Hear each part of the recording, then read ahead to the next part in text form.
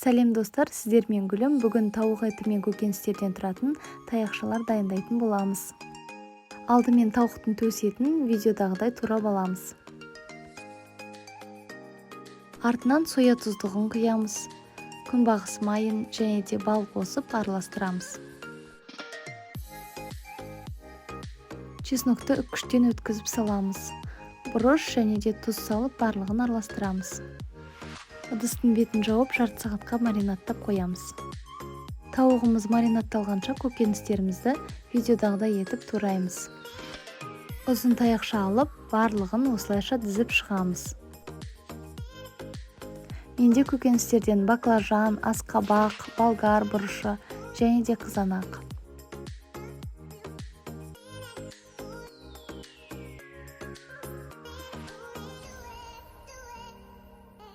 Таяқшаларымыз дайын болды. Қалауларыңыз бойынша дәмдеуіш қоссаңыздар болады. Қызып тұрған пешке 190 градусқа жарты сағатқа қоямыз. Кешкі асымыз дайын болды. Астарыңыз дәмді болсын. Каналға тіркелуді ұмытпаңыздар.